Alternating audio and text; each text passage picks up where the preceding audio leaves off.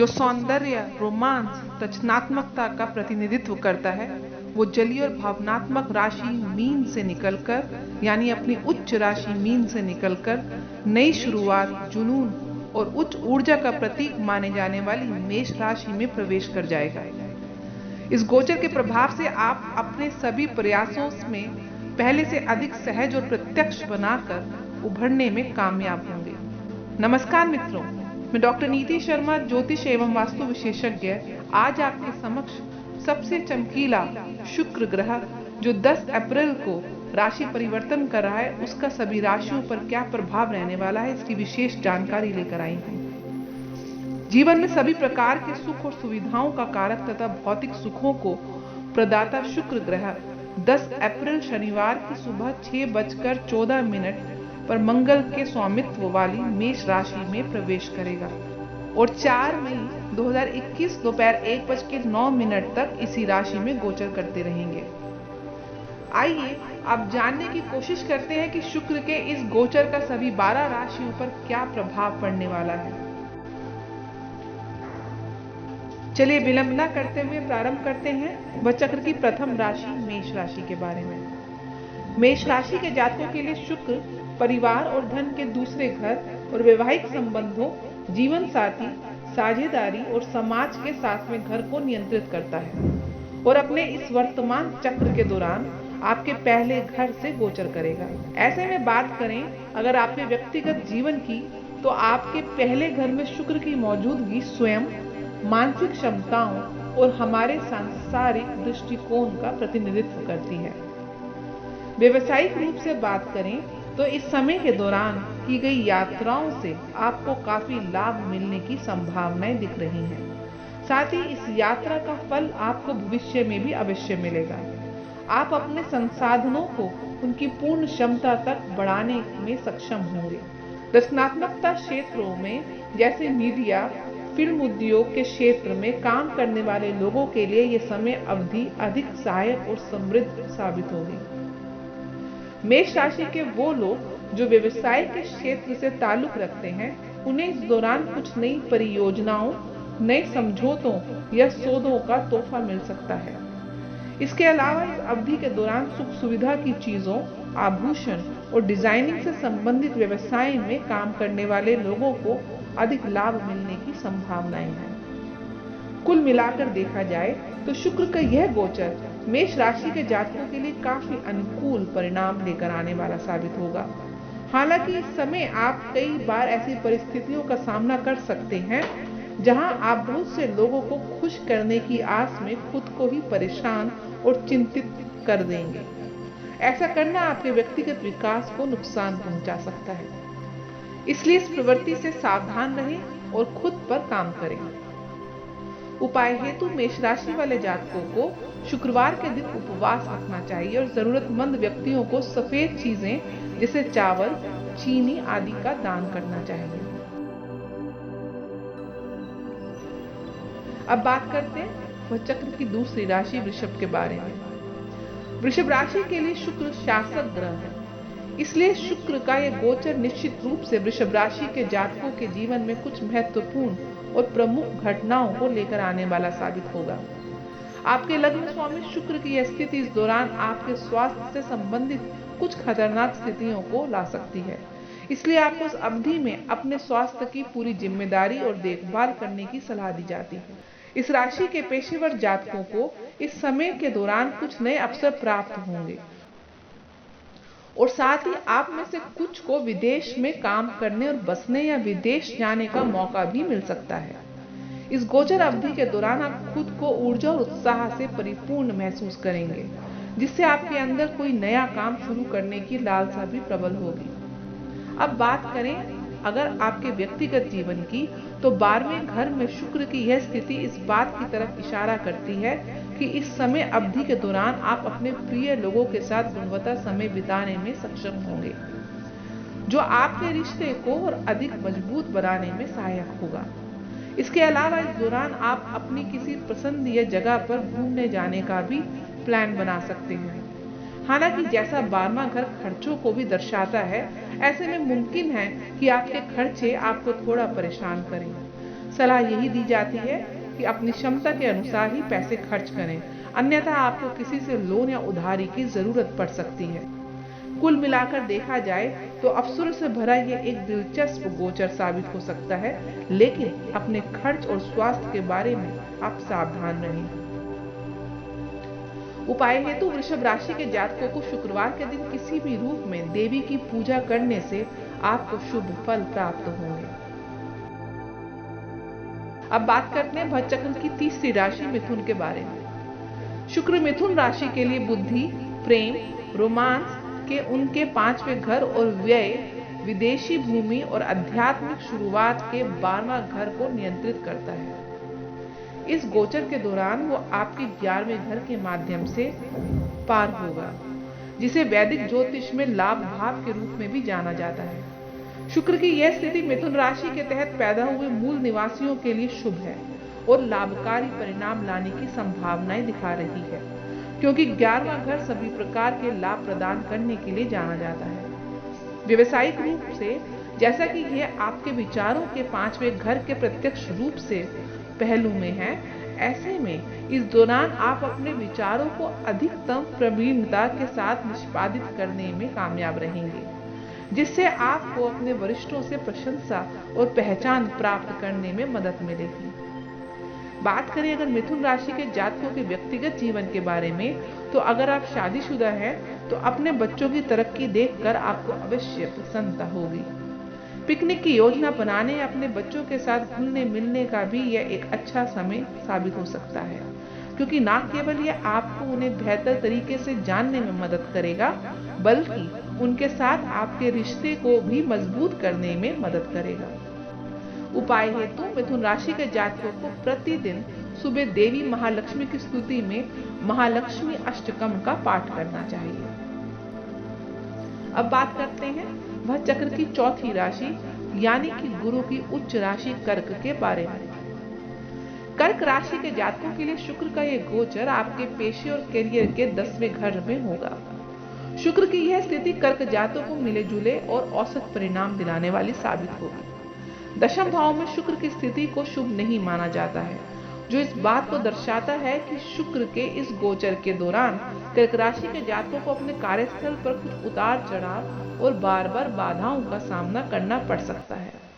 इस दौरान आपको अपने कार्यों प्रयासों को पूरा करने के लिए सामान्य से अधिक प्रयास करते होंगे।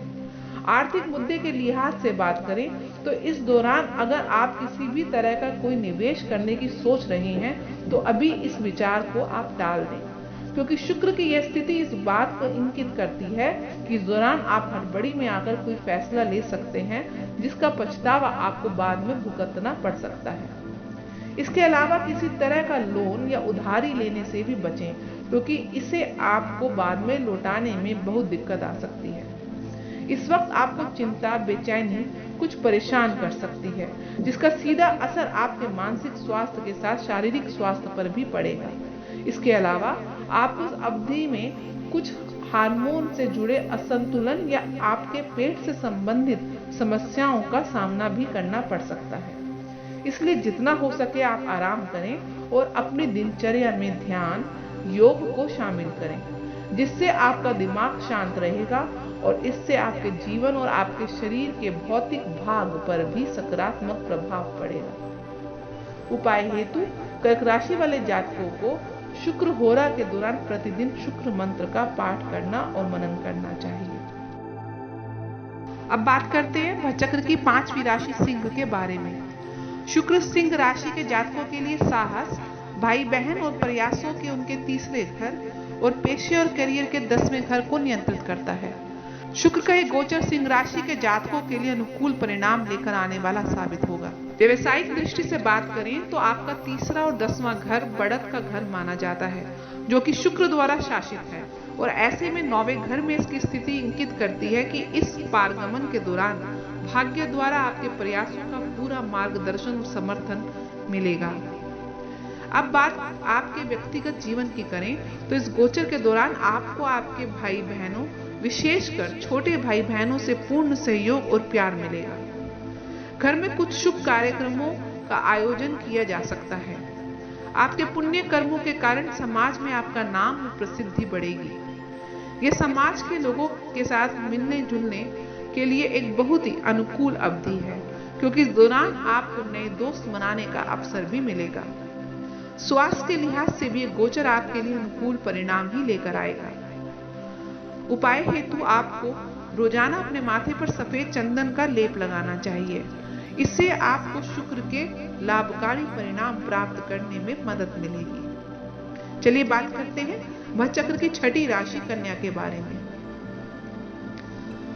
कन्या राशि के जातकों के लिए शुक्र भाग्य के 9वें घर के साथ उनके धन और परिवार के दूसरे घर का स्वामी है। मेष राशि में गोचर के अपने वर्तमान चक्र के दौरान यह आपके 8वें घर से होकर गुजरेगा। 8वां घर बदलाव, परिवर्तन, विरासत और वसीयत का प्रतिनिधित्व करने के लिए जाना जाता है। व्यक्तिगत जीवन के लिहाज से बात करें तो आपको इस समय के दौरान अपने रिश्तों में कुछ उतार चढ़ाव और तनावपूर्ण स्थितियों का सामना करने की आशंका दिख रही है। इसलिए आपको धैर्य के साथ काम करने की सलाह दी जाती है और साथ ही अपने रिश्तों का, खासकर अपने जीवन साथी के साथ अपने रिश्तों का आपको ख्याल रखना चाहिए। आर्थिक लिहाज से बात करें तो दूसरे घर के स्वामी के रूप में शुक्र अपने स्वयं के घर को प्रत्यक्ष रूप से देख रहा है, जो इंगित करता है कि आर्थिक रूप से यह समय आपके लिए काफी शुभ और आशाजनक रहने वाला है। स्वास्थ्य के लिहाज से बात करें तो इस दौरान आंख, पेट या वजन से संबंधित कुछ मुद्दे आपको परेशान कर सकते हैं। इसलिए आंखों का ध्यान रखने के लिए आपको टेलीविजन या फोन से नियमित दूरी बनानी चाहिए और बाकी समस्याओं के लिए आप अपने खान पान का विशेष ध्यान रखें। कुल मिलाकर इस अवधि में आप मन के शोध, गहरी सोच, दार्शनिकता और आध्यात्मिकता की ओर झुकाव महसूस करेंगे। उपाय हेतु आपको इस गोचर के दौरान युवा लड़कियों को सौंदर्य से संबंधित वस्तुओं या सौंदर्य प्रसाधन का दान करना चाहिए। अब बात करते हैं भचक्र की 7वीं राशि तुला के बारे में।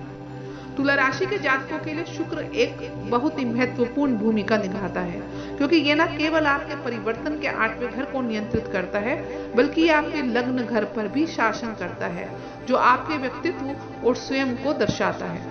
क्योंकि यह आपके पहले घर को नियंत्रित करता है, इसलिए ये गोचर तुला राशि के तहत पैदा हुए मूल निवासियों के लिए बहुत महत्वपूर्ण होगा।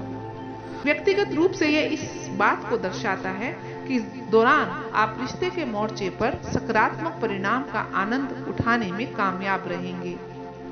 बात करें अगर आपके व्यावसायिक जीवन के लिहाज से, तो इस दौरान आपके आशावाद और ऊर्जा का स्तर आसमान छुएगा और यही आशावाद आपको आपके कार्यक्षेत्र पर शुभ परिणाम हासिल करने में मददगार भी साबित होगा। व्यवसायिक साझेदारी फलदायी होगी।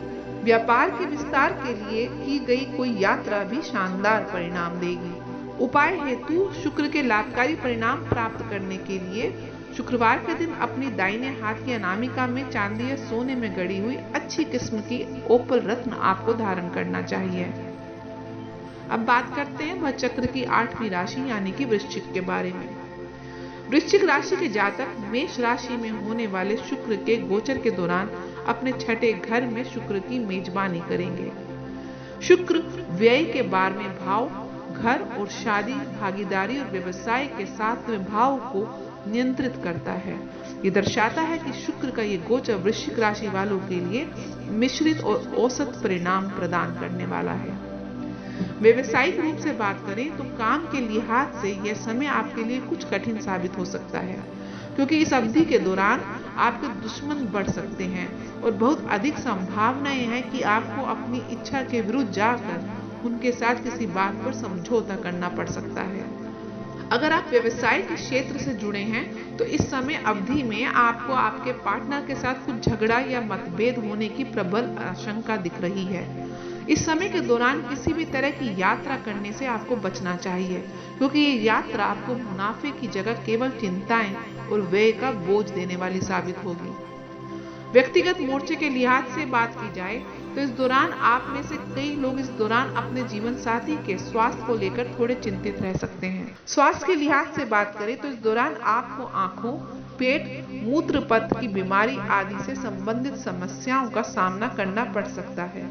इसलिए इस समय के दौरान उचित आहार लें और पानी का नियमित सेवन करने की कोशिश करें।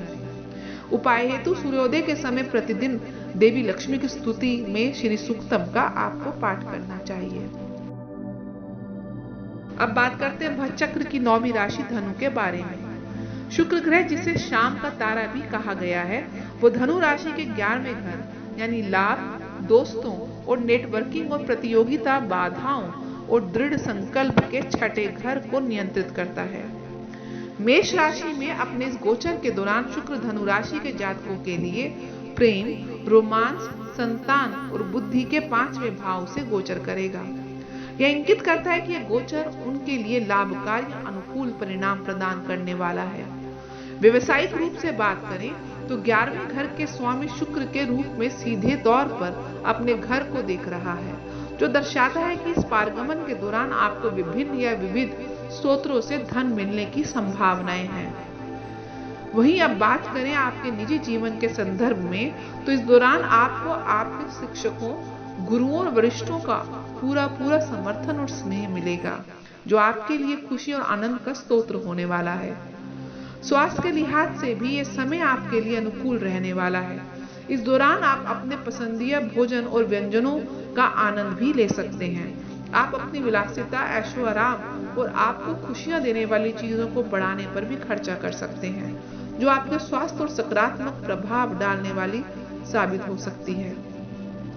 सरकारी या प्रतियोगी परीक्षाओं की तैयारी करने वाले छात्रों को इस पारगमन के दौरान अपने प्रयासों में सफल होने की बहुत अधिक संभावनाएं दिख रही हैं। उपाय हेतु भगवान विष्णु के भगवान परशुराम अवतार शुक्र से जुड़े हैं, इसलिए इनकी कहानियों को पढ़ने और सुनने से लाभकारी परिणाम प्राप्त होंगे। अब बात करते हैं भचक्र की 11वीं राशि कुंभ के बारे में।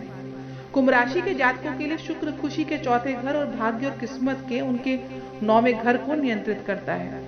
शाम का तारा कहे जाने वाले शुक्र मेष राशि में अपने गोचर के दौरान आपकी कुंडली के 3रे घर से होकर गुजरेंगे। 3रा घर छोटी यात्राओं, संचार और भाई बहनों को दर्शाता है। इस गोचर के दौरान व्यक्तिगत जीवन के संदर्भ में अनुकूल परिणाम लाने की संभावना है, क्योंकि आप इस समय के दौरान अपने प्रिय के साथ एक छोटी यात्रा की योजना बना सकते हैं। आपके तत्काल परिवार के साथ आपका संबंध सौहार्दपूर्ण बनेंगे और आप इस चरण के दौरान अपने भाई बहनों के साथ गुणवत्ता के समय का आनंद उठाएंगे। व्यवसायिक रूप से बात करें तो इस पारगमन के दौरान कुछ पेशेवरों के लिए प्राधिकरण में वृद्धि यानी कि उनकी अथॉरिटी में वृद्धि की उम्मीद की जा सकती है। आपका संचार कौशल बहुत प्रभावी होगा, जो आपको अपने सहयोगियों और वरिष्ठ प्रबंध के बीच उच्च पकड़ में रखते हुए साहस के साथ अपने सुझाव देने में मदद करेगा। इस राशि के शादी के लिए योग्य जो लोग हैं, उनके लायक कोई रिश्ता भी मिल सकता है। इसके अलावा स्वास्थ्य के लिहाज से भी इस दौरान आपको चीजें सकारात्मक दिशा की ओर बढ़ती नजर आएंगी। उपाय हेतु आपको क्रिस्टल क्वार्ट्ज की माला पहननी अत्यंत लाभकारी होगी। अब बात करते हैं भचक्र की आखिरी राशि यानी कि मीन राशि के बारे में।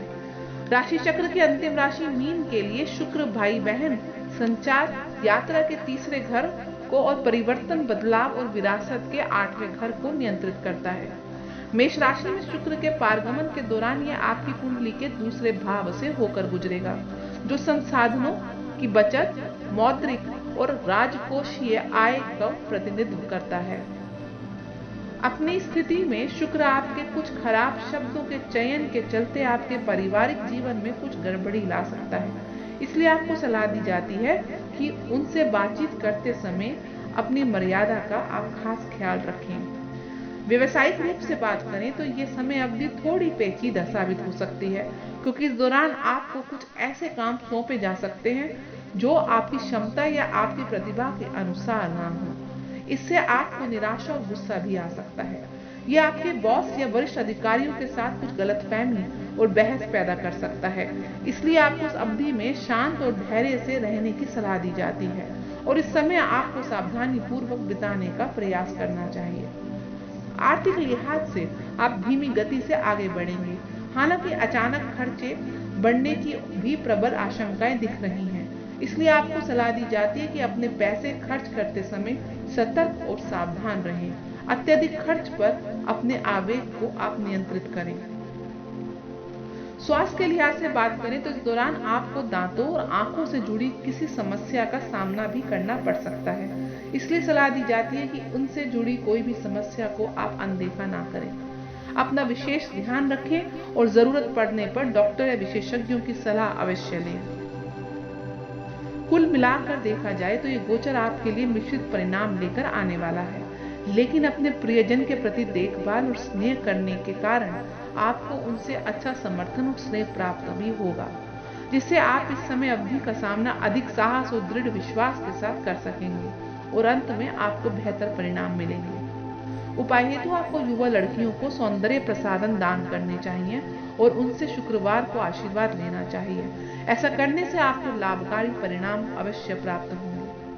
हम आशा करते हैं हमारा ये शुक्र के गोचर का फल मेष से लेकर मीन राशि वाले जातकों के लिए विशेष मार्गदर्शन का कार्य करेगा। हमारा वीडियो देखने के लिए आप सभी का आभार एवं धन्यवाद। हमारे चैनल को लाइक, सब्सक्राइब और शेयर अवश्य करें।